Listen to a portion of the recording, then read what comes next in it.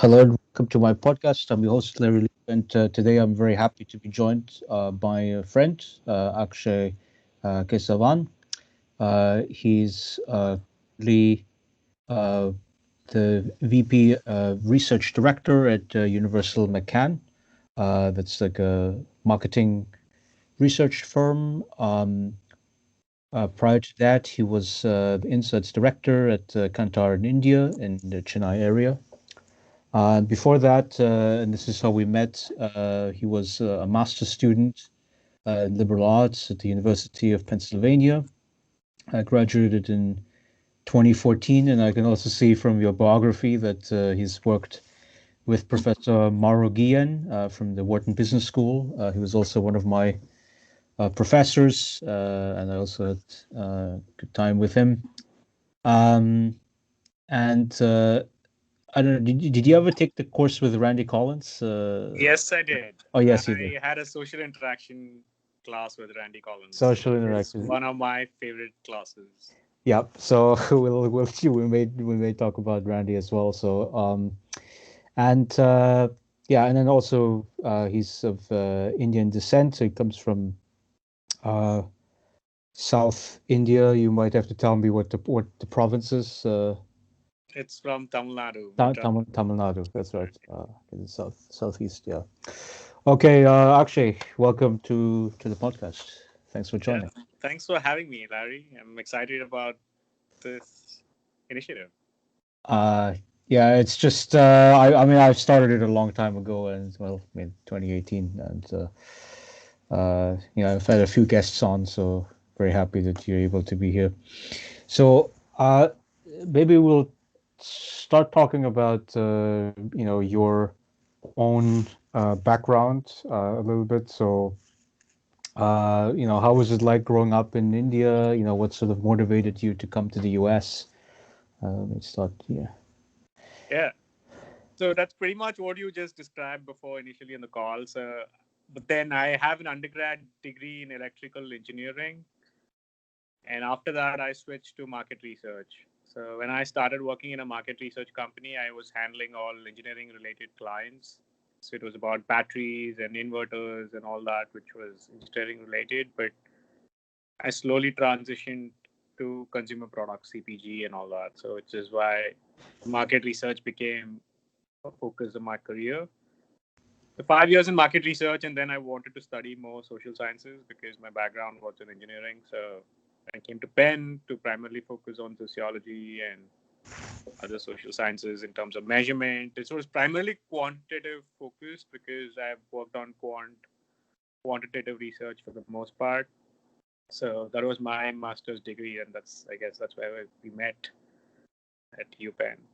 And after that, I've worked in a consulting-ish company which was into marketing analytics. So I did a bunch of courses at Penn, which was on risk management and all that, which was not a course from Wharton. It was more like history of risk and how we as humans started mitigating risk and how we started collecting data and how eventually, like at first we started collecting things like birth rate and death rate. That was the initial statistic which was getting recorded. And soon people figured that that was useful in policy making and decisions and all that. So that's how it started. And then slowly today we live in a world where we're not without data. Like every industry is an analytics company, I guess, with a different front end. Like if you think about any industry, even if you buy Domino's Pizza or any of these, this is an example which one of an NYU professor said. Like every industry is an analytics company with a different front end, if you will. So yeah, and then I moved into a media agency. Universal McCann is into media, and I work on a couple of clients. Yeah, that's about the background there. Like started with engineering and slowly transitioned into social sciences and now work in marketing. I mean, so do you think that some of the engineering background that you have is useful directly for marketing research? Yes, it does absolutely because it's a very quantitative heavy course. So a lot of statistical analysis which we do today is useful based on the engineering background, and also depends on the kind of clients you work on. So Actually, this last week we pitched a small energy company, and my electrical engineering background was useful in terms of talking about electricity and energy and green energy, wind farms, and all that. So it kind of applies to the work I do. Oh, that's absolutely great. And so what made you come to Penn? Because you have sort of like the broadest kind of degree, which is liberal arts, and that's what I also did in my undergraduate years. Not at Penn, but at community college. So yeah, so what drew you to the University of Penn? So that particular program which I took allowed me to customize my program. So it did not have an agenda, if you will. Like if you were to take a master's in anthropology, for example, you're supposed to do anthropology courses to a large extent, and you're allowed to take one or two classes outside of the department, but predominantly it'll be within the department. So the liberal arts masters at Penn allows you to customize it the way you want it to be. So I was focused on behavior because I was coming from a market research background. So I wanted to understand people behavior at a micro and a macro standpoint, which is why I took the class in from by Collins, Professor Collins, on social interaction and all that. So it allowed me to customize my program. That's basically it. So I could take classes from history to sociology to anthropology to even business or in the communication school. I took a class on social psychology and communication from the Annenberg School as well. So that gave me perspective in terms of adding different angles to my thinking in terms of behavior. So that gets that that's pretty useful to what I do today in terms of advertising and communication and all that. So I understand what the fundamental frameworks are, and it helps me start with my strategy.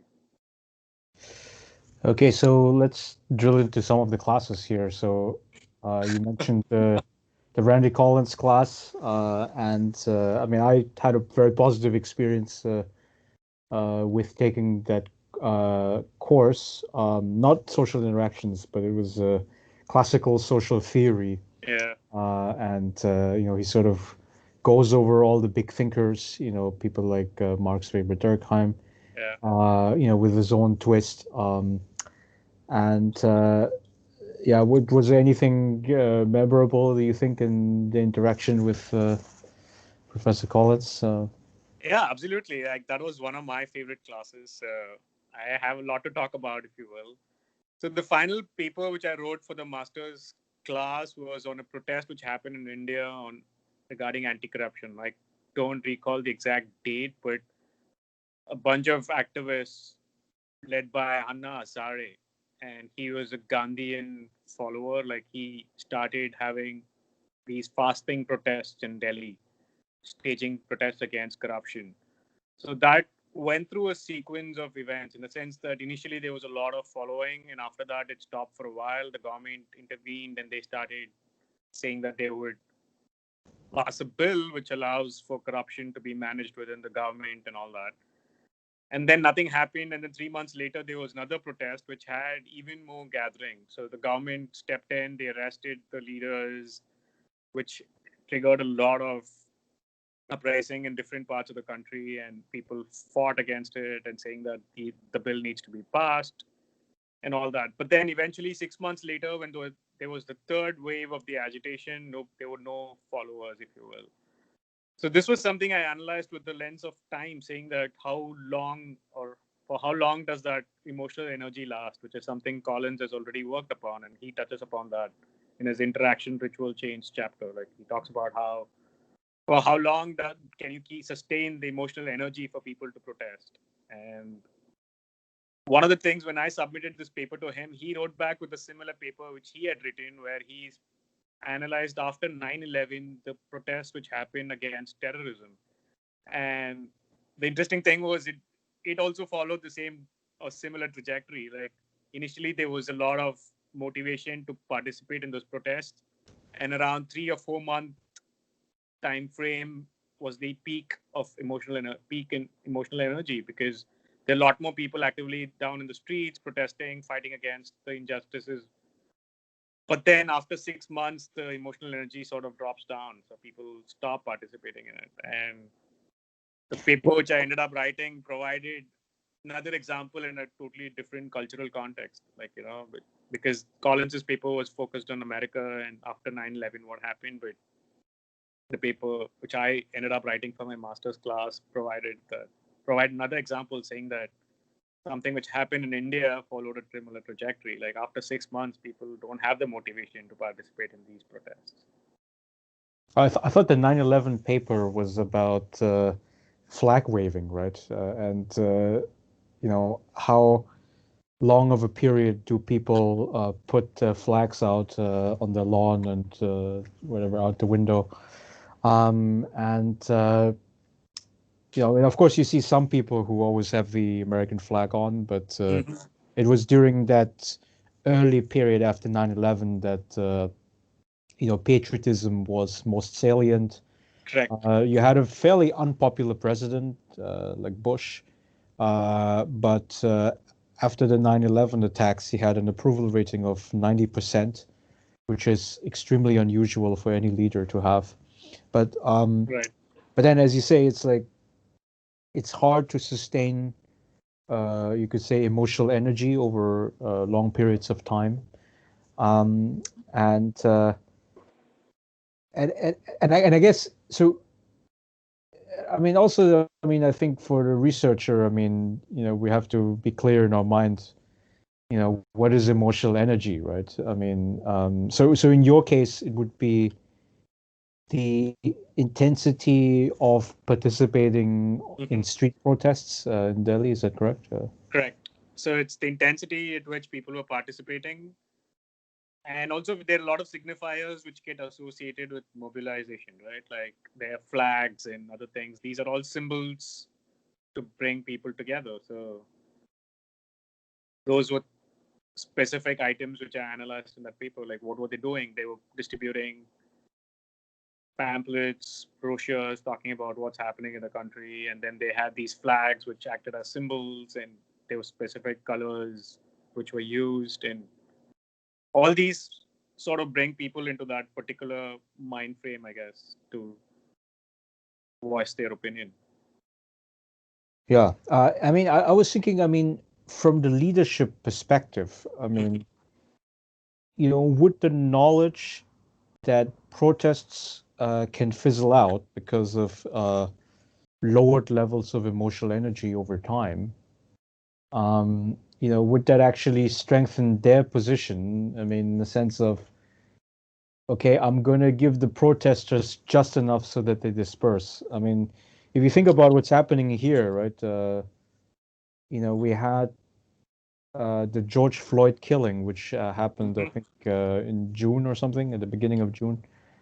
And then you had a very, very intense period. And by that point, we had 3 months of coronavirus lockdown. So people were getting very antsy, and they were, very, uh, very much on edge at that point, economically as well as socially, emotionally. And that's actually another point that Randy Collins made in the recent blog post about the COVID pandemic and the likelihood of wearing masks, and also speculating on the you could say emotional energy budget of the population, right? Which is definitely declining, right? People are much more likely to be on edge, and then there was this protest wave, right? I think during the summer months, um, and then Donald Trump, who of course is running for re-election, was trying to exploit this actively, right? By siding with the police, by siding with law and order, by telling the so-called suburban marms that he would be on their side. But it's very interesting that a couple months later, so now we're close to November now with the election, and nobody talks about the so-called BLM left-wing activists and whatever, all that, all that stuff which he argued was so important and salient in the minds of people. Yeah. Um, So it follows its own trajectory, right? Like there's a peak of emotional energy, and after that, it starts dropping. And I think you hit the nail in the head from a leadership perspective. From a leadership perspective, you just allow it to die down, I guess. And that's how big dictators have operated in the past. Like any uprising, you don't fuel it, but at the same time, you just allow people to speak for a while, and after that, the energy comes down. Nothing has been done. So the best way to counter that is to fight back, like in the sense that have enough energy. And typically how that happens is there's another trigger which happens, there's another killing or some sort of police brutality which happens in another state, and that triggers the next movement, if you will. So well, we have localized activity. So in Philadelphia, I mean, a few days ago, we had another police-induced killing, and then 2 days after that, there have been like, shop lootings. yeah, there was a curfew posted last night until this morning from 9 to 6 or something. Exactly, that's right. So you could have these localized events, but it's not the same. Like, I mean, with the George Floyd killing, I mean, that was definitely a national event, right? Even it happened in a particular city in Minneapolis, but emotionally, because of the images, right, that sort of carried throughout the world, throughout the country, but even throughout the world, and because I mean, I know from images in like Germany, Austria, etc. You had Black Lives Matter protests, because essentially there's you could say, cultural integration with the American hegemon, where those images definitely transpire. Right. But yeah, do you see this sort of activism being able to come back? I mean, or has this been put on ice for for a little bit? It's been put on ice based on past observations, but anything new can happen anyway. But based on the different protests I've observed in the past, I'm sure Randy can speak to it at much finer detail. But since it's already been close to like 4 months already, so we are past the peak point of George Floyd. That's my estimate of this particular protest. So if something new has to happen, there needs to be another trigger or some sort of backlash coming in from the leadership, which will trigger another movement. But specifically, that movement, from what we have observed in the past, sadly, I mean, it's unfortunate that it dies down after a certain point in time, after a prolonged period of time. But that's how it's typically operated. So hopefully, there's enough motivation to fight back, and we bring about a change which is useful for all of us, I guess. Yeah. Okay. So let's. I mean, is there anything else you want to say about emotional energy? I mean, I thought it's a really interesting and a useful concept. I mean, I applied this to musicians, specifically to Elton John and then also to Nile Rodgers. These are my two favorite musicians. Just as just as a little aside here, and so with the Elton John story, I mean, so he was at the height of his career.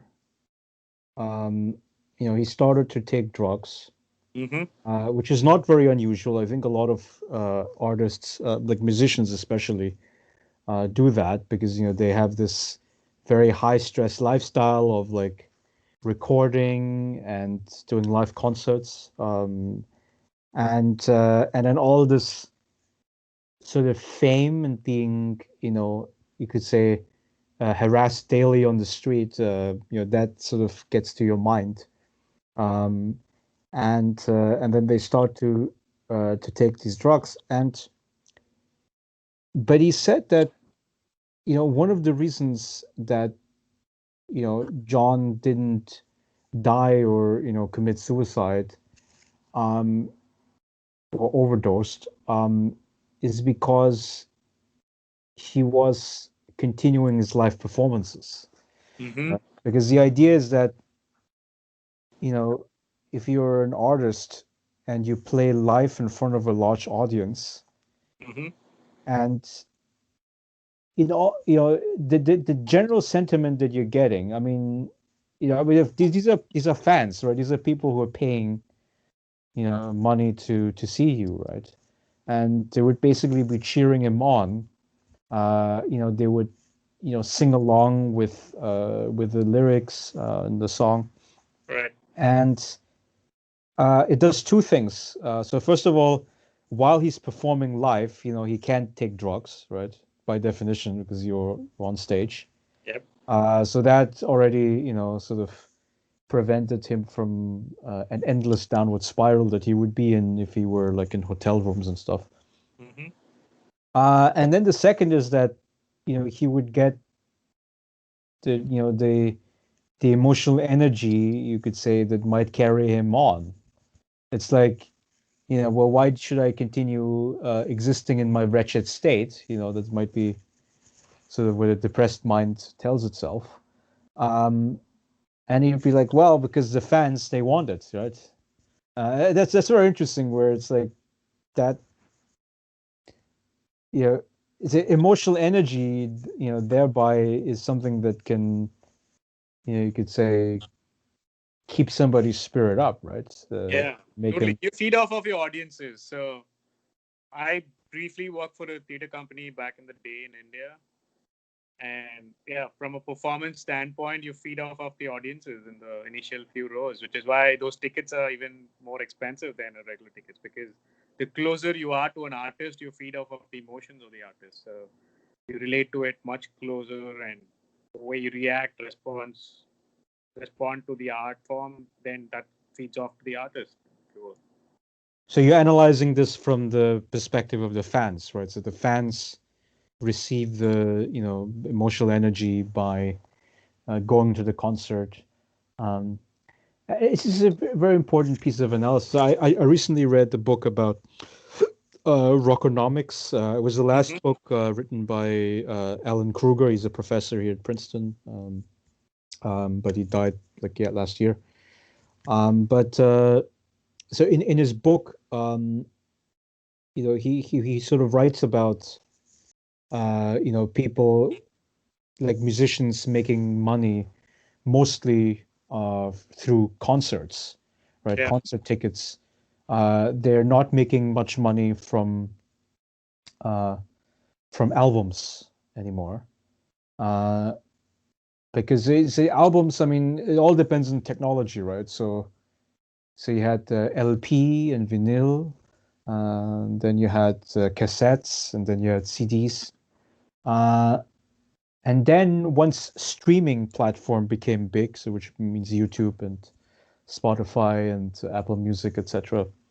Um, that's when the sort of revenues in the music industry plunged substantially. Um, and I think that's also one of the reasons that you're not going to find as much, you could say, good quality music produced today. Um, uh, Also, the length of the song has come down dramatically, because right now the way the music industry operates is you pay per stream, right? Depends on the number of times the song has been streamed, and then if you reduce the length of the song, there's more likelihood that people would listen to it more often or more number of times, as opposed to a song which is probably a minute longer, if you will. So so it's like 3 minutes is the ideal length, basically, right? And instead yeah, now it's come down. It used to more. be around 5. Now it's about 3. It's Yeah. interesting you mentioned about how the sales or the revenue comes in because of stage shows. Because when I used to work in the theater company in India, all the public shows at best broke even. So the company did not make any money out of public shows at all. But then you needed to do public shows to show the world that you're there, alive, up and ticking, so that you get enough corporate performances.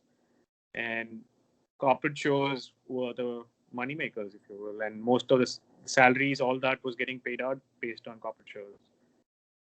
I mean, but how would you get on the radar of these corporations? So you need to be doing public performances. Like even if it's a loss-making venture, you need to put out your shows so that people come and watch and they know about you, know about the brand, and then they reach out to you later.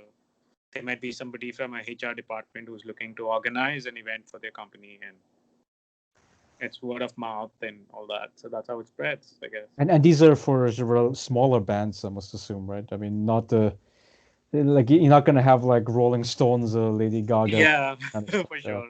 I guess that's sure. That's true. Yeah, I mean, so there's also something very pernicious about the music industry, very similar to like athletics or other kinds of we call them winner take all industries, right? Mm-hmm. Where a few people make most of the money essentially.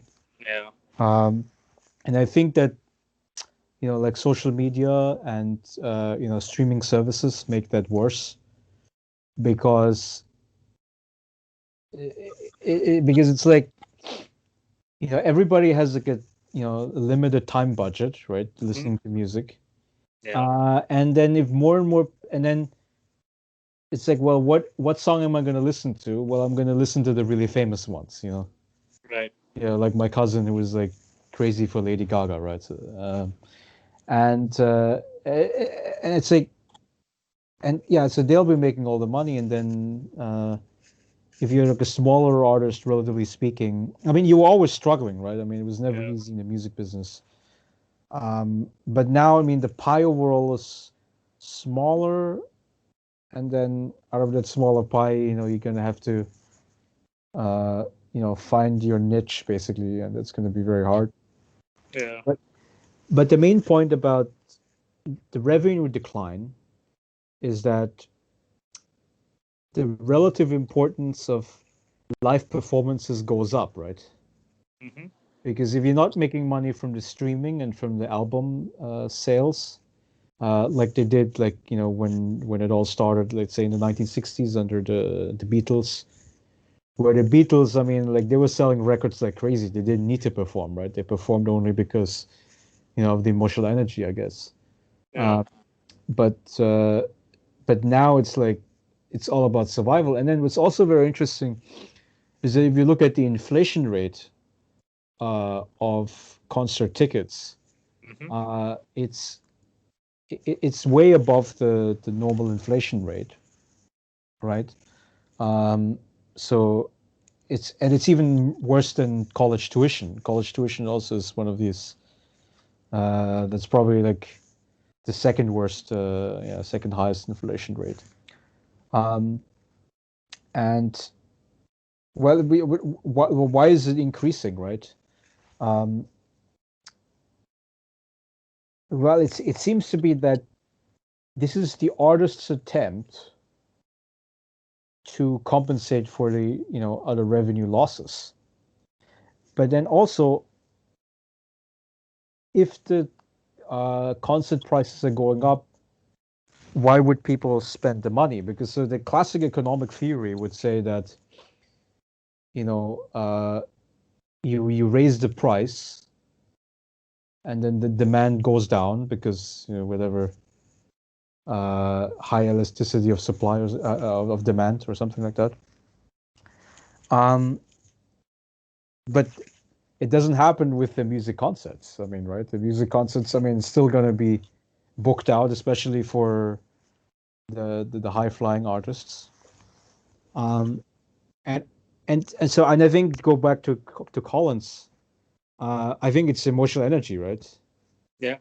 It's that like I get some. I mean, even if it costs me a fortune to go see the star, but the 2 or 3 hours that it provides me with entertainment, Right.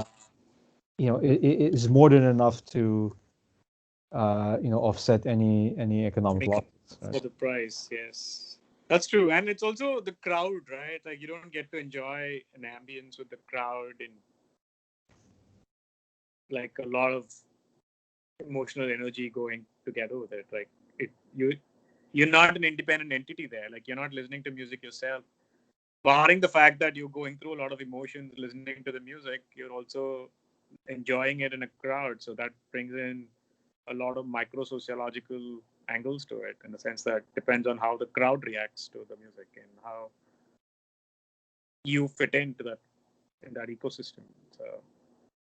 So if people are extremely enthusiastic, right? I mean, about the music, it would sort of affect you, and then you might enjoy the music experience even more. Even more, yeah. They say art in context is more art, right? I've read that line somewhere. So it could be the same artist performing in a dive bar near New York City, and it's not that kind of experience. But then if the same artist performs in Madison Square Garden, it's a completely That's different right, yeah. experience. Okay, so here's what I find interesting. So go back to the Elton John example that I used here. In terms of just analyzing the music, right? I like the album version of his songs more than when I listen to like a YouTube live performance, right? Like whatever, Madison Square Garden. And that's because, so what happened with Elton John is that I think in the late 80s he had like a vocal cord surgery. Mm-hmm. And that's why his voice got deeper, right? And I mean, if you think about the early records that made him famous, so in the early 70s, his as a young man, his voice was higher, and I think that sounded better, right? And so if he does live performances now, I mean, you see this, you hear the sort of like very deep voice, and it's not as good as in the album, right? But then that's because I analyzed the music, right? I didn't like it's not like I am at the concert, right? Right. Where it's like, when people are cheering on, I think that I think that's the emotion that you can only feel it if you're in the room, essentially, at that moment, right? Yeah, absolutely. I completely agree with that. Yeah. So that's emotional energy. I mean, as you want to talk about other examples, so do you want to jump onto another issue? Yeah, I mean, I think we pretty much covered most of the examples I had in mind. So move on to other questions you have. Yeah. So you were. So is there another class that you found interesting while at Penn? I mean, so there was a class which I had, which was on history of risk and its management. So that was another class which I enjoyed quite a bit. So it had a lot of reading, if you will. So a couple of my friends dropped out because that professor made us read a book every week. But that didn't deter you, obviously. Yeah. So some of those readings were interesting. Like he made us read The Confidence Man by Herman Melville. So that's a novel, but then it's the reading for the week, if you will. So we're talking about risk written in that Confidence Man, the book, how it talks about how the Confidence Man gets on the ship in Mississippi, which is a microcosm of America at that point in time, and how he cons people to make money, and like how risk is getting mitigated, all that. So that was another class which I enjoyed a lot, and some of those principles which I learned there, I tend to apply at work today. So at the end of the day, all the analytics and analysis and data, all that I look at, it's to mitigate risk, right? There's a marketing decision that needs to be made, and all this data helps or enables that decision, and it supports that decision and provides some sort of risk mitigation there to tell you that you need to be thinking in this direction and not something else. Yeah, so we have one of our professors who's also the chairman in my dissertation committee, Miguel Centeno. He's also the director of the Global Risk Consortium, I think. I forgot the exact name of it, but he organized a bunch of conferences. He brought big shot scholars together. I mean, people like Joseph Tainter, who was wrote a book about civilizational collapse. Walter Scheidel, he's a historical sociologist at Stanford. So there were a bunch of people put together there, and they analyze the risk that society is facing, really at the macro level, right? So you have experts about climate change, right, which obviously is about with temperatures are going up, how much endangered are we, and how do we sort of create social systems that make us more resilient, etc. And then there's another. I mean, and so there's like a list of things that we could go through. I mean, people talk about like nuclear war in the nuclear age, right? The fact that you could have terrorists that sort of strap an atom bomb around the neck and blow up places, and now the biggest thing, obviously, this year is the pandemic, right? The fact that it started in one place, right? Probably in Wuhan, and it sort of goes all over the world, and we can't really contain it. Maybe with a vaccine we might be able to, but not certain. So I mean, among all of these, risk factors, so what would you find to be the most interesting or relevant? I mean, of course, you can also talk about your marketing related stuff. I mean, from a company perspective, I mean, mitigating and anticipating risks. Yeah, so everywhere it boils down to numbers, right? Like take COVID, for example, like we are tracking closely how many cases have been tested, how many people have gotten severe, and how many people have died, and all that. So at the end of the day, the fundamental function of risk mitigation is similar across. So sure, there are different applications because in a political stream or in a epidemics context, the application is different. But at the end of the day, you're looking at numbers and you're analyzing what those numbers tell you. And and your policy, eventually your decisions come off of that. Like the tri-state area had a ban from people traveling from so many different states because they saw that those numbers were increasing in those many states, and because things were contained in the tri-state area, they didn't want those people to be coming in here, and they put in a 14-day quarantine for people coming in from certain states and all that. So the way to manage risk at the end of the day is to have more information. The more you know about it, the more you can fight it. So even from a COVID standpoint, back in the day, what we knew in March was very different from what we know today. So we have learned a lot more about the disease, and we are able to fight the disease to a large extent, which is why the death rates have come down dramatically. Yeah, I mean, I know that.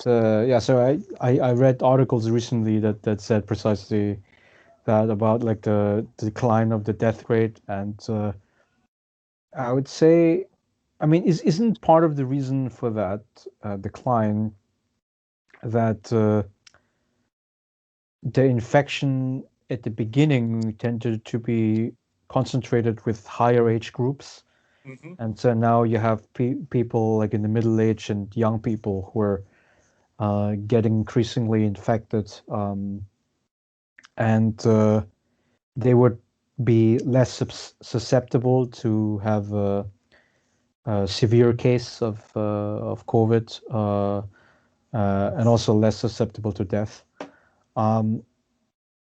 While I mean, if you look at, I mean, like the first country that was like absolutely hard hit with extremely high death rates, because I mean, if you think like East Asia, because they have extreme mitigation policies, right? So they contained it completely almost.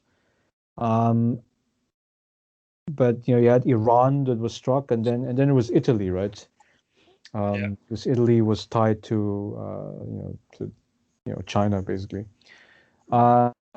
and specifically like the northern region, like around Milan and Bergamo was a city, where the death rate was extremely high. Yeah. And that's because, not only there was a lack of mitigation in the early period, um, but also because Italy is an old society, right? On Yep. average, right? I mean, there's a Yep. lot of elderly people, and when they get it, it will have a severe trend. Um, and so I was wondering whether it's like just age, which explains some of the decline in the death despite rising infection. Um, but It surely, could I mean, partly yeah. be true, but then the decline in death rates have come down dramatically. So I wouldn't attribute entirely to the age aspect of it, because people from different age groups ended up getting it then and now as well. So it's also therapeutics essentially. Yeah, Yeah. exactly. So doctors know much better about the disease now. And initially, when it came in, there was a request for a lot of ventilators, but now there are other ways to treat it. So I guess we have the ventilators to support, I guess. Sure, a medical person would be more qualified to talk about it, but at the end of the day, from what I've read so far, it's knowing more about the disease. Like, so any Well, blocks could be treated with blood thinners, and there are other ways to deal with it as opposed to what we knew in March. yeah, exactly. I mean, I heard that ventilators could make the trajectory worse. Uh, I mean, obviously, like doctors will still hook up patients to the ventilators in the most severe cases where there's no other option. But isn't it also the case that if the ventilator takes over the breathing, that the lungs will basically shut off, right? And that's of Right. course what you don't want. Um, so and so one thing I thought was interesting was that was the body position of the patient. So if the patient was put on the stomach, right, it apparently uh, makes the oxygen uptake easier for the lungs. So it's quite interesting. Um, but yeah, so COVID is definitely the major thing. I mean, do you think that we're gonna be able to get out of this mess? I mean, We would eventually. pandemic, yeah. How badly would we be affected is we wait to be seen, right?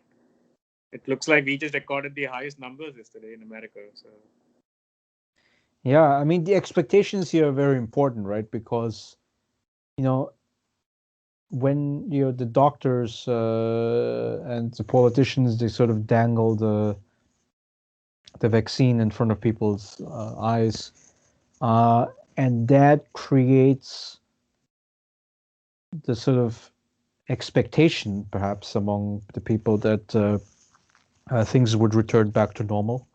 yep. Um, but it doesn't seem to be the case that because initially then people say, well, okay, you know, 2021 will turn things around, and now I hear predictions that say, well, 2022 it is, right? Yeah.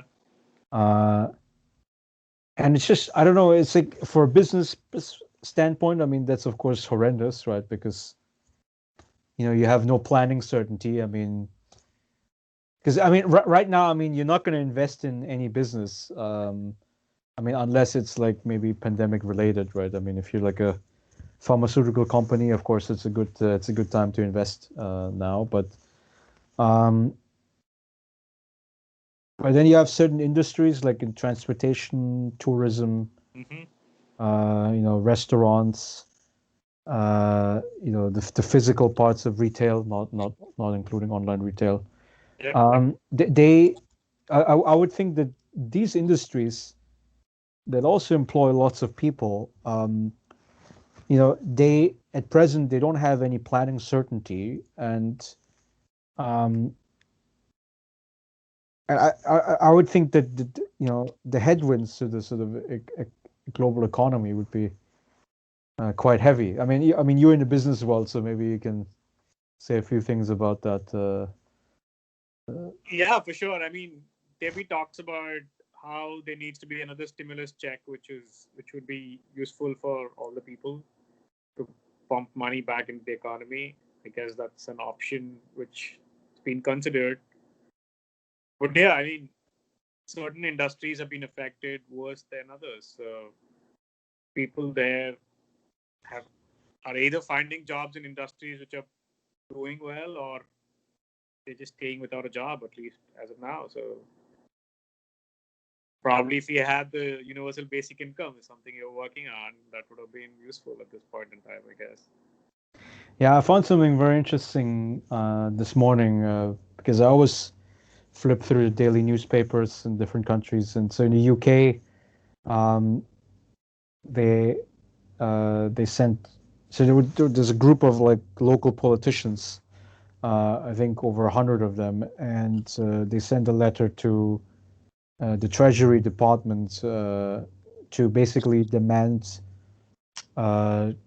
pilot project on UBI across the UK, and of course the justification stated in the letter is that people are suffering. I mean, it's like because so I mean, like when the pandemic hit, yeah, do you remember the fiasco with the unemployment insurance where people Yeah. were putting in because they're being laid off, obviously, or they're furloughed, and so then they start applying for these benefits, but because the most state governments who operate unemployment insurance schemes, they use old technology, right? It's from the 1990s. Mm-hmm. So their systems were completely overwhelmed, and people were basically waiting to get the unemployment checks. Yeah. While, in contrast, for instance, I mean, I didn't hear anybody, any senior citizen who was getting Social Security payments. I didn't hear any of them complaining about the lack of Social Security checks, right? Right. So, and of course, my argument here being that Social Security, which is a relatively universal program, um, would be the sort of the motivating, you know, institution for a universal basic income, right? Yeah. Uh, But so we've not been able to work that out, though, right? Like at some point, the social security system is going to collapse.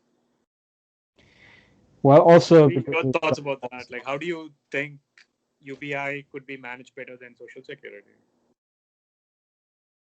okay, so there was this argument that Social Security is going to bankrupt in no, not bankrupt, but it's going to have problems honoring all of its commitments by 2023, right? So there was this article that I saw recently about that. So it's only 3 years away.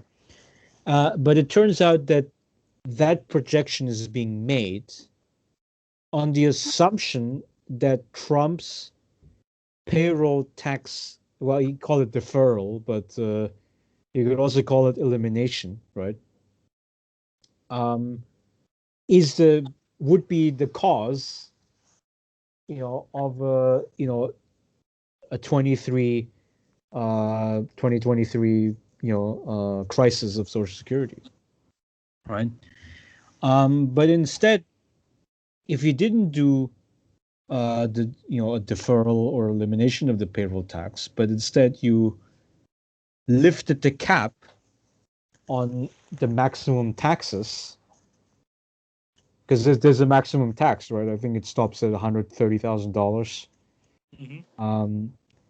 And if you lift that cap, right, you basically tax the income proportionately for people above that bracket, which is presumably, I would say, the top 5 percentiles of the income distribution. Mm-hmm. Um, you could actually fund Social Security into a longer period. I mean, I would say at least for another generation will be safe, right? Maybe 2040 or something like that. And I mean, so we know that there has been sort of a demographic, you could say, aging trend happening, where over the last 10 years, you had retiring baby boomers. And baby boom, that's a very important age cohort because they're a larger cohort than the previous cohort, right? Which is Yeah. the silent generation. So and that's why people were concerned about Social Security, but and we're going to see some of those problems because of aging, but I think we can still solve it. I would still say that, you know, aging is less of a problem than income inequality and you know, the fact that, you know, maybe the rich aren't paying as much taxes. Now, I mean, of course, you know, I mean, if you're a rich person, you could say, well, you know, why does the 1% pay 50% of all the taxes, right? If you remember the comment by Mitt Romney when he was running for president, he said 47% of the American people don't pay income taxes, which is true, right? I mean, if you're in the bottom, it's like, because there's like a tax-free threshold, right? The lower income spectrum. And yeah, but it just means that, like, the pre-tax income inequality that we have in this country is so bad, right? I mean, the gap is so huge that even if you count in the post-tax, you know, which means all the progressive taxes taken out, and you know, redistributed, we are still a very unequal society, right? Yeah. So so that 47% figure. I mean, of course, if you are part of the 1%, I mean, your interpretation of it is that, you know, we the 1%, you know, we should keep all the money that we earned, right? So we're not going to share anything with the mob, right? But I mean, I don't know. I mean, if you analyze it from a, you know, well, not just social scientist, but like a politician who sort of, like a philosopher king, you know, like if you wanted to design a system that maintains, you know, social harmony, you know, I would say that we'd have to reduce the inequality. I mean, there was this book by Tony Atkinson. He was one of the main inequality researchers next to Piketty. He died a couple of years back, but but in his last book, it was titled "Inequality" simply.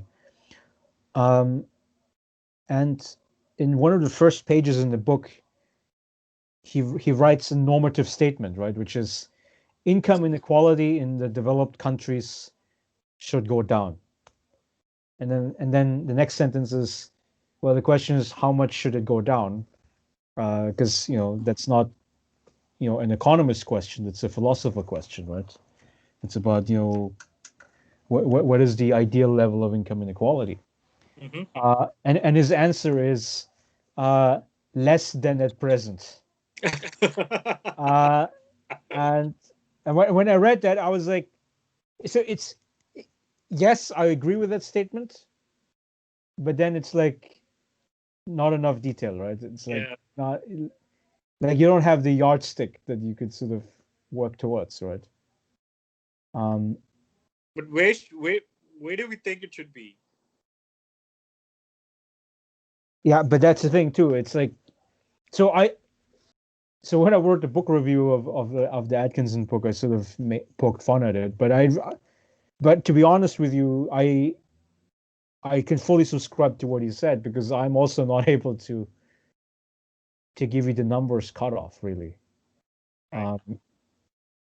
Because also, I mean, there's also this issue about, you know, hedonic treadmill. I mean, I'm sure you're familiar with that concept, where basically, so hedonism is this idea of, like, seeking pleasure. Correct. And when pleasure would be approximated by money, at least in the economist framework, money and of course the material goods in particular. And the issue is that if people make more than $75,000 a year, it's not going to increase the level of happiness because presumably it takes that amount of money to live a middle class lifestyle, right? So I mean, so if you're dirt poor, right? So if you had like 10,000, 12,000, I mean, the difference between buying, like a cheap ass like bologna ham sandwich, right? And buying like a high cut, prosciutto, ham sandwich. Yep. That I think that you could say marginal utility, I would say is huge, right? But then going from like a big house to a mansion, right? That's it is a quantitative jump, right? But not a qualitative one, right? Right. And Yeah, I hear you. Like, how big? What are you going to do with that kind of space anyway? So the incremental returns coming out of that is much lower than what it is in the initial bit. So exactly, yeah. So I mean, I still remember when I took the microeconomics class, and the the textbook example was like slices of pizza, right? And the idea being like the first slice of pizza will taste great because you were looking forward to the taste of it, right. and also because you're hungry, right? Uh, and then by the time you ate half a pie, you're like, oh my God, I'm so full, and I can no longer see that pepperoni anymore, right? Just get Yeah. it out of my face. Um, Which is so why we're now moving to a subscription model, right? We're not buying things anywhere. Like things are moving to a subscription model where you subscribe to something and then if you don't like it, you just unsubscribe, I guess.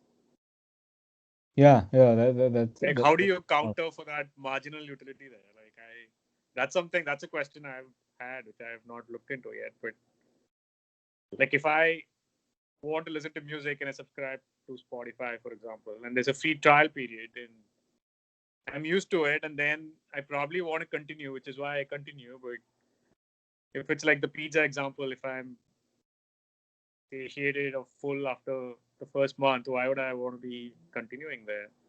Or,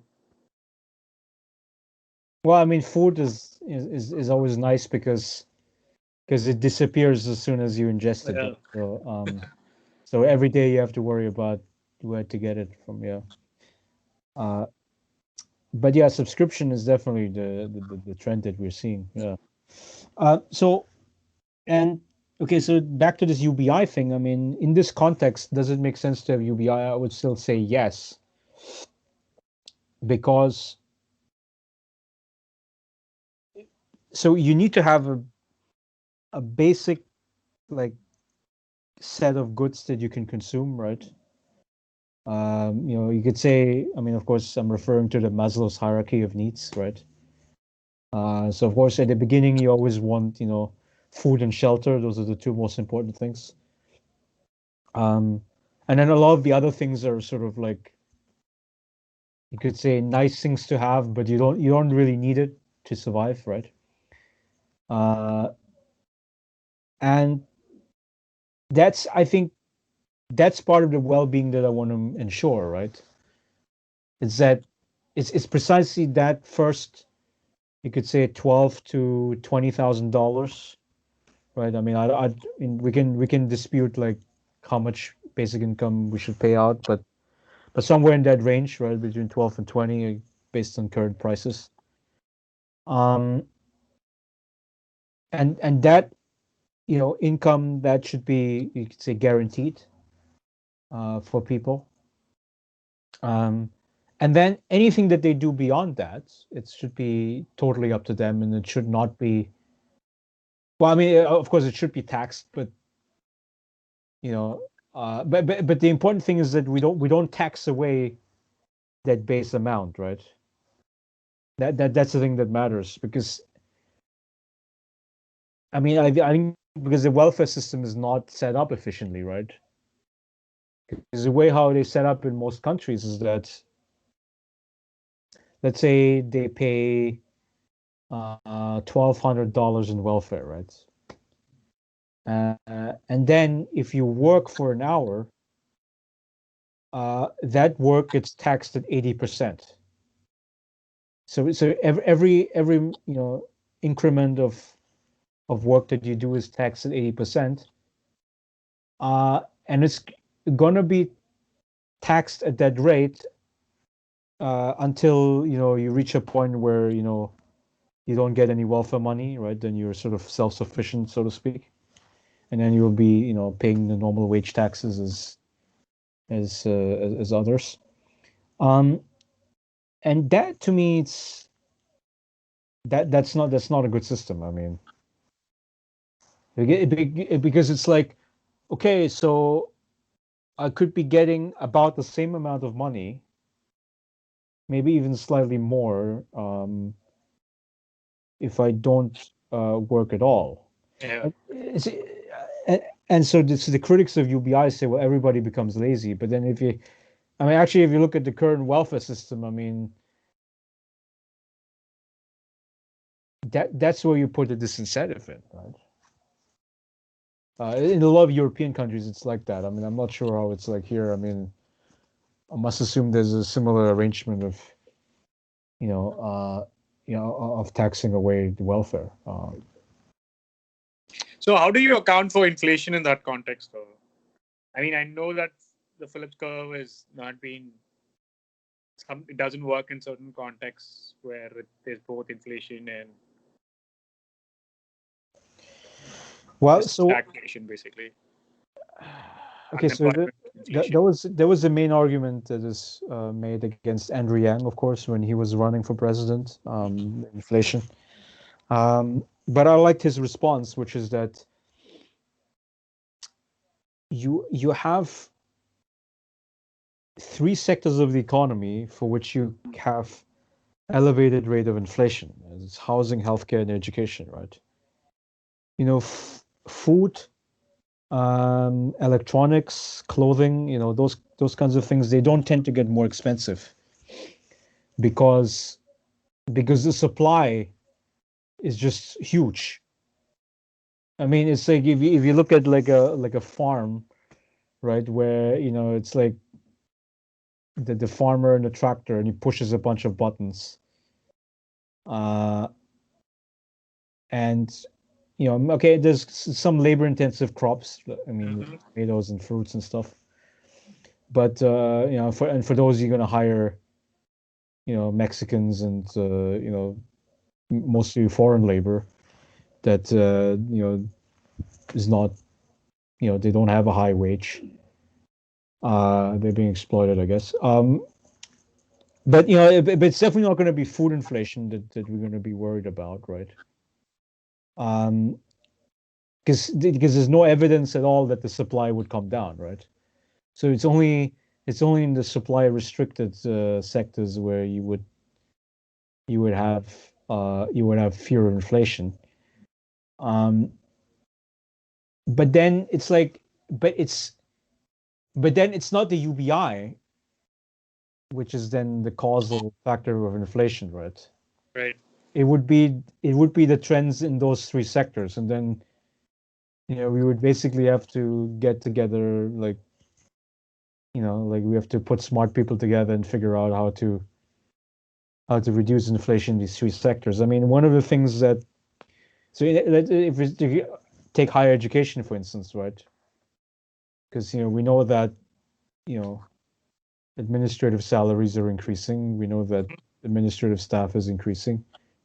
Uh, it's not the faculty which are the problem, right? I mean, faculty salaries are, well, I guess, I mean, they're going up with general inflation, but then you also have the rise of adjunct faculty, right?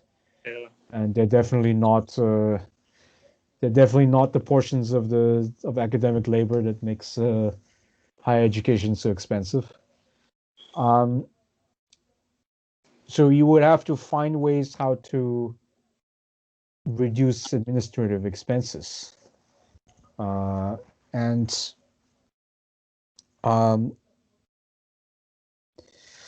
yeah, I mean, uh, so the thing that Andrew Yang talked about, for instance, was to make federal aid to universities dependent on reducing administrative expenses. That's a very big, club, you could say, Yeah. that's put over the heads of administrators. But I mean, but that would be one way to go about it. I mean, another thing you could do is you could give accreditation to online courses, because once you do that, then the sort of, yeah, you can lift the restrictions on the class sizes, basically. Yeah. And that would be a substantial cut to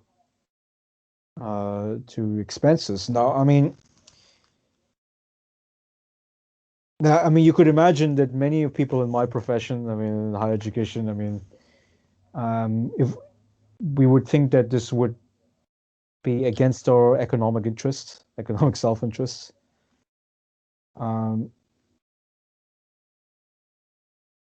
And it would be, because it would just mean that there would be more competition for fewer jobs, right? Mm-hmm. But that's why I think any policy has to be combined with UBI, right? Yeah. So how do you? It's not just about your economic. Yeah, I get the economic aspects of professors and all that, but a classroom, technically, the way I see it is, you hold people as captive audiences to fuel learning, right? So if you move that to the online space, they're no longer captive audiences, if you will. They're supposed to be sitting in front of the screen and watching what you're saying, but the idea of classroom, I think, is much more congenial for learning as opposed to the online platform. But I don't know if there's research done to say the learning is the same or if one is better than the other. Yeah. So from an educator perspective, I mean, I wasn't presenting my own views here. I mean, I should give the full disclosure here, because there might be some educator friends who listen to this and they say, Larry, you're trying to, destroy our job, and you're going to make it like living hell. And I should say, as a full disclosure, I mean, I would think that brick and mortar education is the best, right? I think that, as you call it, captive audience, people being in the same classroom, that's definitely that is the best experience. Right. It's the same thing with, like, I mean, of course, we can have a reasonably good conversation here on Skype, but it's not as good as if we were in face to face. Yeah, exactly. And also, like, it's even worse in like these large Zoom meetings, right? Because in a large Zoom meeting, right? Let's say you have 25 people in it, right? And then you have like the chair or the convener of the session, Mm-hmm. and then he or she would be doing basically most of the talking, and then Yeah. and then that person would call on people and stuff like. I just and then if you're not the convener, your incentive is basically just to sit back and then to mute, right? Yeah. and then And then you could be watching TV on the side. Like, you what? can be watching TV on the side. You do whatever you want, right? Basically. Yeah. Uh, and that's what it's been during the pandemic. So I mean, so yeah, if you do a survey, I would think of educators. I mean, I think we think that Zoom teaching is a bunch of garbage, right? Um, and yeah, but then there's the economics of it, right? Because the economic logic is always about, how do you cut back on the expenses? Well, what we would have to do, right, is we have to decommodify life. And that's again a 180 from what I said just a minute ago, right? Uh, and and then you're like, well, how do you decommodify life? And I turn around and I say UBI, right? Well, it's not the only way to get there. I mean, I have other left-wing friends, the anti-UBI left, which is in favor of basic services, right? Which means free education, free healthcare. Yeah. I mean, of course, not free from a technical economic standpoint. Of course, the people there still get paid a salary, but it's free at the point of service, right? Right. Like it would be paid out of the whatever general economic activity, general tax revenues. Um, but it would be free at the point of service. And that's good. That's a good approach too. I mean, I certainly like. I'm not like a right wing UBI supporter. Whereas in the right wing, they basically say destroy the welfare state and then give people UBI. You could imagine how bad that's going to be because good luck getting a surgery for $1,000 a month that you paid, right? Yeah, good luck buying higher education, right? Or good luck buying a car, right? Because you invest in public transportation and things like that. um so it's like ultimately it's like if you ask me like what society should we move towards, it would be like decommodifying life. Right.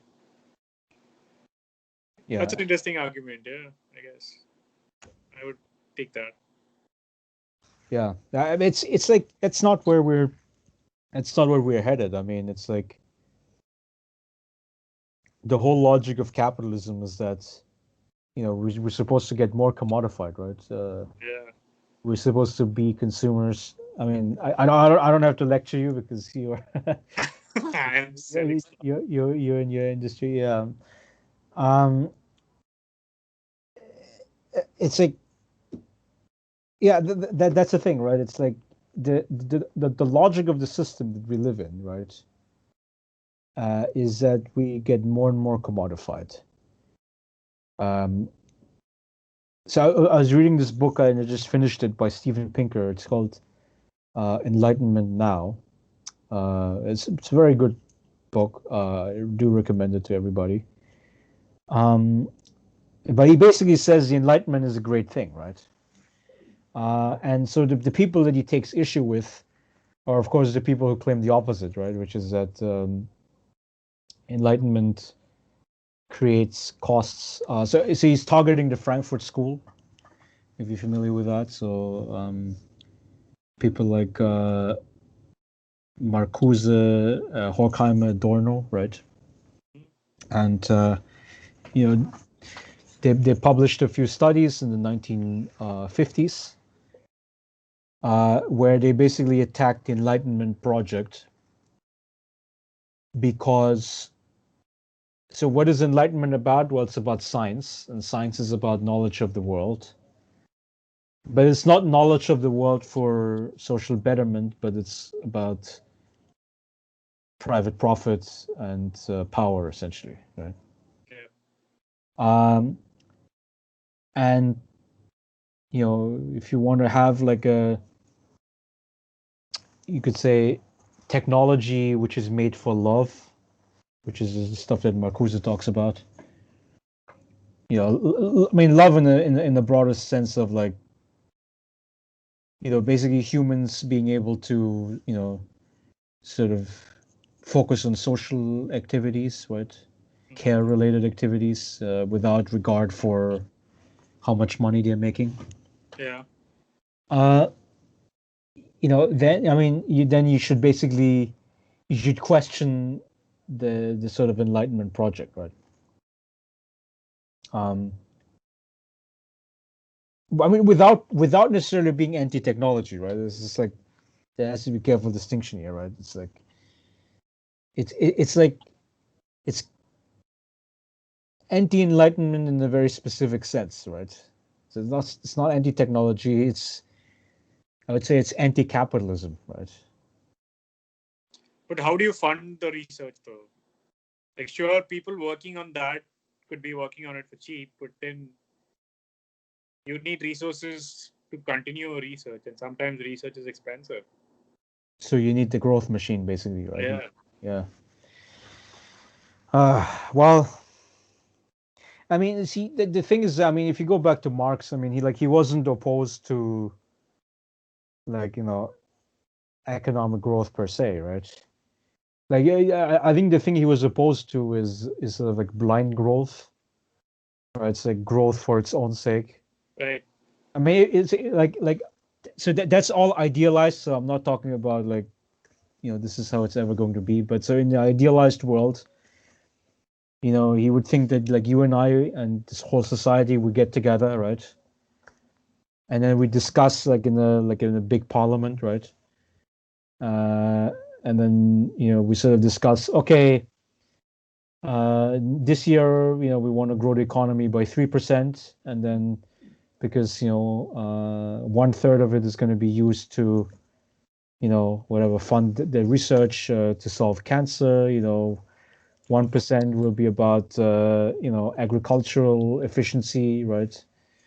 And then 1% will be devoted to expand arts programs, something like that, right? Mm-hmm. Um, then yeah, and then if the parliament votes on it, and then we all agree on it, uh, yeah, so that's going to be a growth target, right?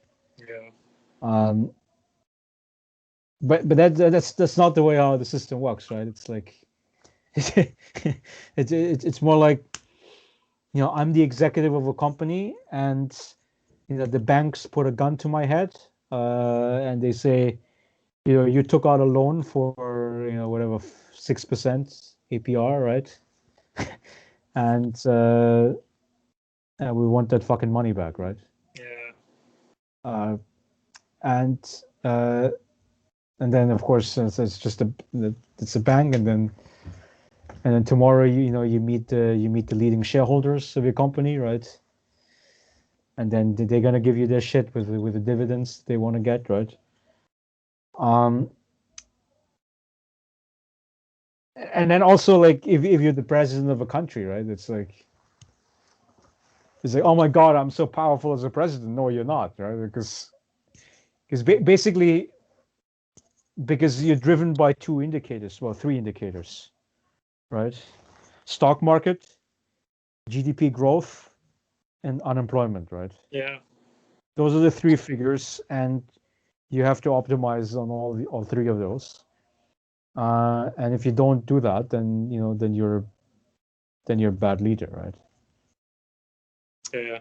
So how do you reconcile this? So, for example, we had Obama as the first African American president, but how dramatically did things change during his 8 years of presidency? Um, I mean, well, so because at the end of the day, your president is being evaluated on those three metrics you just mentioned, and how did how do you reconcile that in the sense that there's a lot more which needs to be done in terms of Black Lives Matter and all that, but we're still where we are. Right? I'm sure we're progressing, but how do you reconcile that? Like, that's something I've thought about, but haven't quite had an answer to that question. yeah, so with respect to like the Obama administration, I mean, uh, so there were some good things that came out of it. I'm sure that if you expand health insurance to 20 million people, I mean, Mm-hmm. in a country where we had like 50 million without insurance, I mean, I think that is a big feat. Yeah. Um, uh, but then it's like there's a lot of other things that, and also his foreign policy was okay. I mean, with the exception of the Libya intervention, which was a big mistake. But the other, things like, drawing down on Iraq. Um, well, he actually increased the troop presence in Afghanistan, but then he withdrew in the second term. Yep. So uh, so there were some good things on that front. The Paris Climate Accord was a good thing, it's a progressive thing. Of course, Trump removed us out of that. Um, so there were some like incremental progress things that surely came out of the administration. Yeah. Uh, but I mean, if it was great, then Hillary Clinton would be president today, right? Right. I mean, that's also the important piece of historical information here, right? So things were not great, um, and it's like, well, how do you measure that? And I think Angus Deaton provided the answer, right? Um, Angus Deaton and his wife Ann Case, they're both researchers here at Princeton, um, and he basically argues that it's a declining life expectancy among people without higher education. Uh, I mean, the trend for people like our group. I mean, our life expectancy is still kind of going up. Or stable at least. Because we still have jobs, right? I mean, we're not Right. like we're not going to be homeless tomorrow. Hopefully not. Um, but for people without higher education, um, things have deteriorated substantially. And so declining life expectancy is an indication. Drug addiction is an important indication of that. We had declining usage of a lot of drugs. Because there was a high period in the 60s and 70s, right? You could say the baby boomers. And then it came down. And then now the last 15, 20 years, it's been increasing. Uh, and it's not increasing in the big cities, in the urban metropolis. But it's mainly increasing in you could say the countryside, in the less densely populated areas. Areas that they used to have like blue collar industries, like the coal mines of West Virginia, the car factories of Detroit, places like that. Uh, and they lost those industries. They're not competitive. And that's where you see the increase in the despair. Uh, and obviously, I mean, if you're completely, affected by the drugs, then you're probably not going to be voting. But the people who are just slightly better off, but who are already feeling on the downward trajectory, uh, they were the most susceptible to vote for Trump 4 years ago. And if you remember, Hillary Clinton's called them the basket of deplorables, right? Yeah. Uh, which you could say it's an absolutely insensitive comment. But it reflected her way of thinking, and it reflected the way of thinking of you know, the establishment. Right. Just give them that labor, right? I mean, it's um, people who were better off economically and they didn't have any empathy whatsoever. Yeah. Um, so that's an indication for how things are going wrong. Um, and we still haven't figured out how to address it. Yeah. Because okay, to take the one promise that Trump made, right, which is restoring manufacturing, right? Jobs, very importantly. It's not just output, because if you look at manufacturing output, I mean, it's stagnated since about 2000, but it stayed at a high level, right? It didn't decrease. So output is fine, but the jobs are down. So we had 18 million manufacturing jobs at the peak in 2000. And then it went to like less than 12 million, like 11.5 million in 2008. And then it increased a little bit. Now we're at like 13 million or so.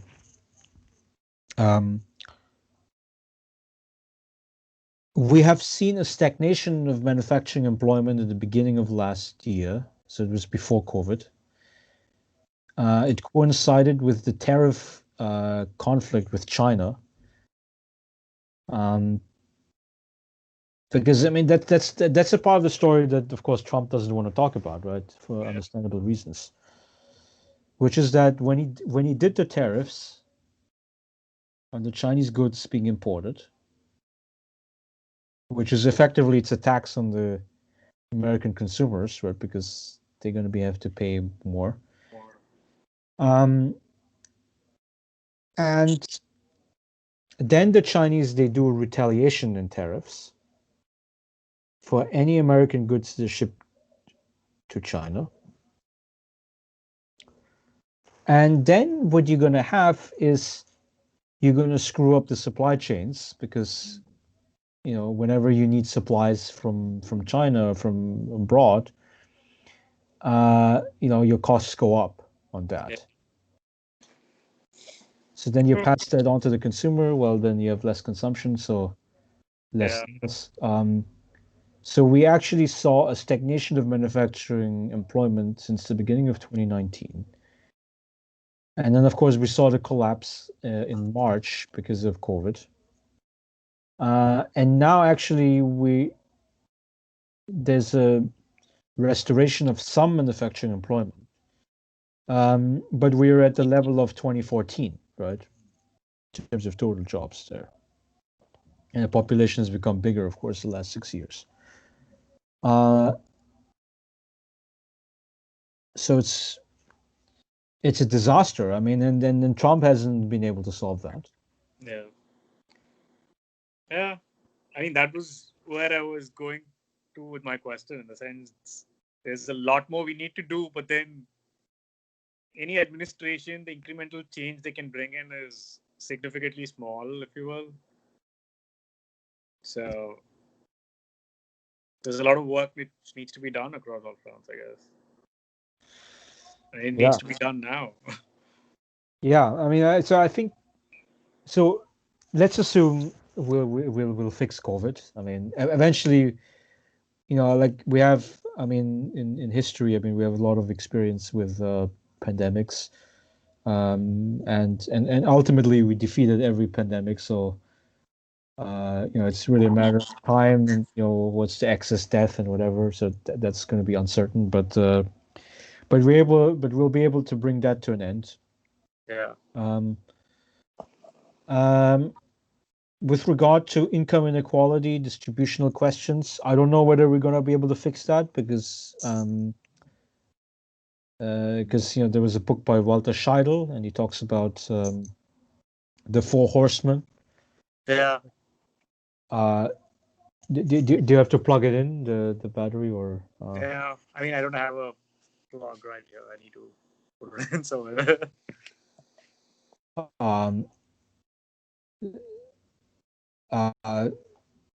So do you want to carry on a little bit later? I mean, or yeah, would that work? How do you want to do it? Okay, let me. I don't have a charge right here, so. So what do you have to do? Do you have to go to another place? I have to stand here. Go on, sorry. So yeah, so he talks about the four horsemen, and what the basic concept is that, you know, there has to be excessive events, like things like war, or political revolution or pandemic, I mean, a pandemic that's much bigger than COVID, by the way,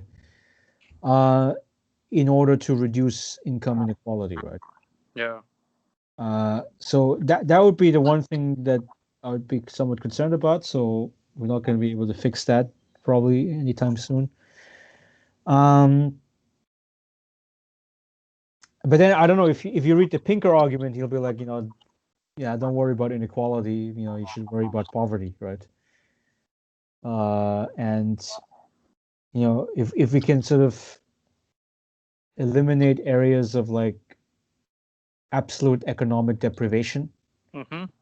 uh, then then we should be fine. I mean, it's like basically the idea is that like Bezos' $200 billion net worth, you know, does not negatively impact me as long as I have the money to pay the whatever uh $100 subscription fee for Amazon Prime, and I can watch movies on Prime or whatever, right? Something like that. Yeah. So as long as I'm as long as my consumption ability is not diminished, right? It's gonna be okay, right? So that's an it's an interesting argument. I mean, it's obviously not the way how the human mind works because there's such a thing as relative deprivation, Right. uh, and so if you have too much relative inequality, it's still a problem. But anyway, the biggest problem that we will not be able to solve Yes. is climate change. Climate change. Yeah. Climate change. It's like so basically every day, if you choose to, right, you will read a bad headline, right? Um, so it could be, I don't know, the wildfires in the west. There was a bad wildfire season in Australia back in January. Um, there's been wildfires in Siberia, right? Yeah. Uh, Now the latest headline was that the Bering Sea, which is like the North Pole ice, Mm-hmm. still hasn't formed, right? The ice still hasn't been formed in the North Pole, which has apparently never happened in the history of record keeping, right? At this late stage. I mean, I must assume that it will still freeze, right? But it just takes another week or two or whatever, right? Yeah. But it's just like I don't know every sign of it. And then there was another headline I saw yesterday. It was in Canada, where they have these unused oil wells, right? Mm-hmm. Unused meaning like former oil wells. So like they used to get oil out of the ground, and then of course, if the oil runs low, that's when the site gets abandoned, right? Yeah. So they would usually just take a bunch of like sand and soil, and they would basically dump it on top of the pipeline, Mm-hmm. on top of the well, um, and then they think the issue is done, right? But in reality, what happens is that there's methane which is trapped in the ground, connected to the oil well, right? And what happens is that these wells they're leaking, right? So the wells are not as like you could say airtight as normal soil is, right? Yeah. And it turns out that a quarter of all of these abandoned oil wells Mm-hmm. have been leaking some methane. Now, I mean, it's like how much is it? I don't know. I don't know whether they measured the precise quantity and whether it's possible. But methane is a more potent gas than CO2, right? Yeah. Yeah. So that's, I mean, at the end of the day, we will be warming up the world, I guess, as humans, but we can slow down the acceleration toward it. That's, I guess, that's where efforts need to be focused on. Yeah, that would be ideal. We'd have to figure out a way uh to reduce the CO2. Yeah. But it's like, okay, so you're the engineer here, so can you brainstorm some of the, like, ideas and technology that we might have move towards? Yeah, Biden has been talking about that, about how renewable energy needs to be focused on, like how it needs to be promoted, subsidized, so that people start using things like solar and other forms of energy which doesn't have require drilling down, if you will. So those are options which have been explored, but then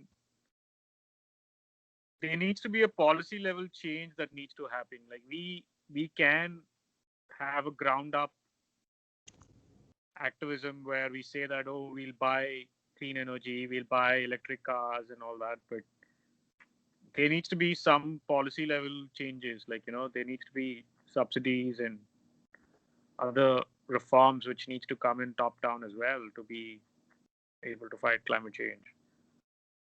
Because powering your house in solar today is not cost effective or cost efficient, in the sense that you spend a lot more money than pay Con Ed, for example. Why would you do that? Like, you don't break even in like a number of years. Why would you do that without a government subsidy helping you to do that?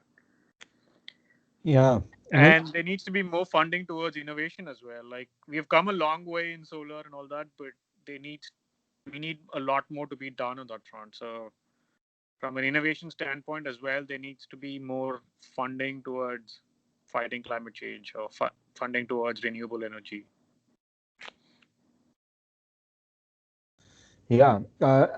Did you watch the documentary? I think it's Planet of the Humans by Michael Moore. I And have not, I should. so it's like, so he makes an attack on renewable energy. Um, so like one example he gives is solar energy, and basically how they have to take, like, the solar cells. They're built out of some minerals, right? Mhm. Yeah, silica. Silicate, yeah. And the silicate, you have to drill that from the ground. Yeah, And then the thing is that, well, the drilling itself takes a lot of energy, right? And then it's like, well, but what energy do they use? I mean, they're not using, existing solar panel to power the trucks to drill whatever the equipment, right? I mean, to use the drilling equipment to get the silicate, right? So they use conventional fossil fuels to power those drilling instruments, right? yeah. I mean, at the end of the day, there's this quote which says necessity is the mother of invention, right? Like, if you make it necessary for everybody to use renewable energy, there would be other innovative ways. I strongly believe that there would be more innovation in the area that's being pushed for. To give you an example, in my home state in India, Tamil Nadu, so there was a ban on plastics. So you cannot, like, there's no plastic bags that exist anywhere in the state. So you can buy anything from any store across, but there are no plastic bags which have been given. So now the immediate question you would have is, how do you throw trash? Like, how do you collect trash? You need plastic because they could be wet components of trash. But then soon after the ban came into play, within like weeks, there were alternative paper-based material which was supplied everywhere. And all these shopkeepers across the city, across the state, they started giving out paper bags. And some of those paper bags were reinforced paper to the extent that it was strong enough. It wasn't as good as plastic, if you will, the way plastic was, but it's still workable. And there's more innovation happening there, which are not plastic based. There's more innovation happening where people are bringing in plant based plastic bags, which are still waterproof, like for you to use as trash bags, right? So it took a policy change for the entire community to come forward and ban plastics. Sure, plastic still exists. I'm not saying it's zero plastic, because things which are manufactured centrally and sold in the state will still continue to have plastic packaging, but there are no plastic straws, there are no plastic bags to a large extent, if you will. So if there's a policy change, I'm sure there would be innovation happening very soon. So we don't have to necessarily use silica, I guess. I'm not an expert in material engineering to speak to it, but I strongly believe that if there's more funding, and there would be more innovation towards renewable energy. Yeah, that would be, that's what we would definitely need for it. I was wondering whether there's other examples that was brought up, right? I mean, so they made fun of like the electric car owners, right?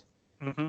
Because they say, there's no exhaust fume, right? And then that's what makes it very attractive. But then the issue is that the electricity which you draw from the grid, right? Correct. That's the thing that's dirty, right? Because Correct. you're burning whatever fossil Correct. fuels for it. But you don't have to do that, right? Like if everybody switches to electric vehicles, there would be other ways to charge your car. Like there would be more solar devices. Yeah, I mean yeah, there would be an assumption that that we are able to clean the energy grid, right? Yeah. And I mean we haven't figured it out yet, right? Yeah. We've not figured that out because there has not been a push or support towards that, right? The people who buy electric cars today are people who are energy conscious or climate change conscious, and they just do it out of their own will, as opposed to the government pushing electric cars. Yeah, but again, I mean, electric cars by themselves, they're not gonna be enough, right? I think the main issue is like the electric grid. I mean, when it's in California, they said they were gonna phase out the combustion engine in 15 years, right? Yeah, 2030, I guess. Yeah. 35. But which it's a reasonable plan, again, if we have a clean energy grid, and that's thing, that should be worked towards. But clean energy grid is something people are working on. I know for sure that Con Ed, for example, which is a utility company in the New York area, they supply to New York and a couple of counties upstate. I think Westchester, Orange, a couple of counties there. So they are moving towards green energy because there's a lot of demand from consumers toward cleaning the grid, especially in the city. And they want to be seen as a green energy company. Like they want to have more wind farms and all that. They don't want to be seen as a company polluting the environment. So people are working towards it. They just need more support and more push to clean the grid. Yeah, and the issue is also like whether we will be able to do it in time. Yeah. Because so if you go to Our World in Data, I mean, it's a website where they show you the country by country breakdown of the CO2 emissions. Yeah. And they show you like the global chart, which is basically, that we have 36 billion tons of CO2 emissions. Right. As of today. Right. And yeah, so that to me, it's like a an indication that even as we're able to bring down the CO2 levels in the rich countries, Mm-hmm. that globally, if it doesn't go down, I mean, it's not going to help us. Yeah. And then there's the social justice concern that, that the less developed countries say that it is a right for them Mm-hmm. to, to develop, Yeah. and and they would do it in ways that are the cheapest. Yeah. For sure. And it's true. I mean, coal is cheap, right? And oil is cheap too. Yeah. Uh, so I think the only way how to cut through this Gordian knot of like environmental and social justice is like the rich countries, they have to develop like the cleanest form of technology, right? And then they would have to spread it to the world, Mm-hmm. right? It's basically it's like a leapfrogging concept, right? Yeah. Where essentially, like I mean, in marketing, I think they use Kenya as an example for leapfrogging, right? Mm-hmm. Because they basically went from no phone lines to cell phones for everyone, right? Yeah. Um, so you jumped over the landline technology, which was built up in the West. Um, and that's what would probably have to happen, I think, Yeah. For sure. Yeah. I mean, there are ways in which it can happen, but unfortunately, the politicians we work with, they don't seem to move in that direction. Yeah. Yeah. That's certainly a big concern. Like the VP candidate Kamala Harris spoke about not banning fracking. Why would you not do that, right? Like there's so much spoken about climate change and how it's harmful to the environment and all that. Why would you want to continue fracking? Why would we not want to move away from there? Well, so the thing about Harris is that, I mean, so she'll basically say anything that Joe Biden wants to say, and Biden is like he's a fossil, right? And I'm not just talking about his age, even though the age and the sort of his political stance is highly correlated, right? Um, you know, he has no vision for the future necessarily, and he he's definitely going to reinforce the status quo. Yeah. Um, but I would still argue that he's better than Trump, right? I think it's a very low bar Yeah. to clear. Yeah. Um, I mean, they know that the progressives would vote for them anyway, so they don't need to do anything. They don't need to do much there. They can cater to the swing votes in the middle, I guess. exactly. And I mean, look, if I was a campaign advisor of Biden, that's what I would tell him, right? Yeah. It's like you cannot win anything on the left. Um, you know, you cannot give an inch about law and order and the like rule of law stuff. Um, I mean, of course, you're gonna support, Black Lives Matter. We're gonna support racial justice. But you I mean, but it's also very important that like you don't give up. Like you don't make yourself vulnerable to the charge that, oh, you must be in favor of the looting. Or you must be in favor of like defunding the police and whatever, stuff like that. Like he didn't do that. Yeah. Um, which I think was good. And also, um, yeah, and then also the pandemic, basically, right? The pandemic was playing into Biden's hands.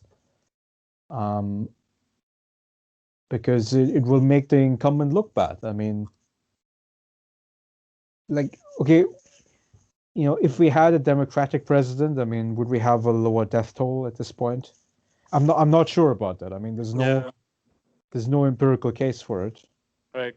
Um, you could argue that, well, the early states were like, New York, New Jersey, where we live, right? They've been hit very bad. Um,